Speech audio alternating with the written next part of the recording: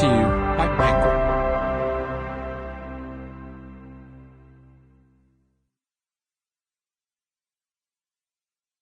Behind Dead Eyes by Howard Linskey, read by Kieran Bew.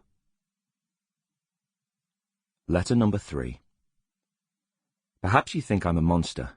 Is that it? Maybe that's why you've not been in touch. Have you read terrible things about me, Tom? Heard stories that disturbed you? None of them are true. I've done bad things, of course, who hasn't? None of us are saints. Let's not bother to pretend we are. I know the one thing you truly understand is human frailty, Tom. I've had to account for my actions, and I've paid a very heavy penalty for my misdeeds. But I can assure you, I never killed anyone. Did you believe the poison that drips from the pens of those so-called reporters? They're not interested in the truth, none of them. They spend their lives wading through other people's trash looking for dirt, turning over rocks to see what crawls out. And they have the nerve to call me names. The Lady Killer. What chance did they give me? Please see me. I'd visit you, but clearly they won't allow that.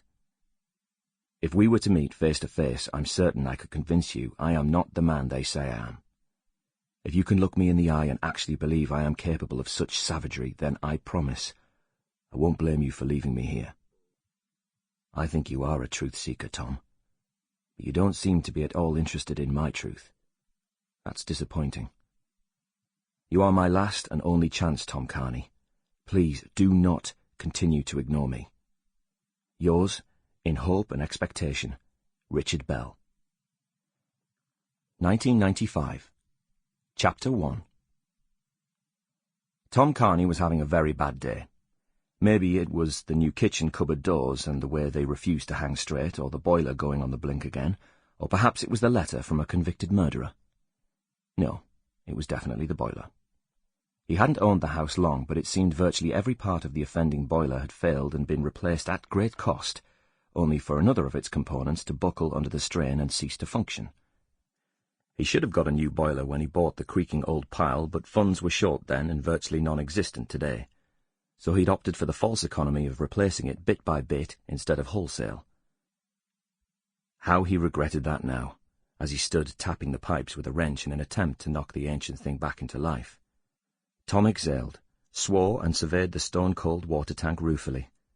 It came to something when a personal letter from a man who had beaten someone to death with a hammer was the least of his concerns. He went back downstairs and tried to phone the plumber again, but the guy didn't pick up. If events ran their usual course, Tom would have to leave several messages before the plumber eventually got back to him. He might then grudgingly offer to fit him in towards the end of his working week. If Tom was really lucky, the bloke might even turn up on the actual day, but he knew this was far from guaranteed. Tom recorded a message, then picked up the letter from the hall table. The words FAO Tom Carney had been scrawled on the envelope in large block capitals with a marker pen, above an address handwritten in biro. It was disconcerting to realize one of the relatively few people who knew where Tom lived these days was a murderer. For the attention of Tom Carney. Why not some other reporter? One who was actually still reporting and not so disillusioned he turned his back on the whole bloody profession to plough what was left of his money into renovating a crumbling money pit. This was the third letter he'd received from Richard Bell. Tom had read, then studiously ignored the previous two, hoping one of the Northeast's most notorious killers would eventually tire of contacting him. But, just like his victim, Tom had clearly underestimated the killer's resolve. Bell was a determined man, but was he a psychopath? He read the letter again, surveying the handwriting for evidence of derangement, but this wasn't some rambling, half-crazed diatribe, scrawled in crayon and inspired by demonic voices. It was angry, and there was an undeniable level of frustration at Tom's failure to engage with him, but that was all. Having singled Tom out, Bell presumably felt the hurt of rejection. The handwriting was neat enough, and it flowed evenly across the page. Tom couldn't help wondering if this really was the same hand that brought a hammer crashing down repeatedly onto a defenseless woman's skull until she lay dead in the front seat of her own car. A jury thought so, and the judge had told Bell he was a monster. Tom remembered that. Sample complete. Ready to continue?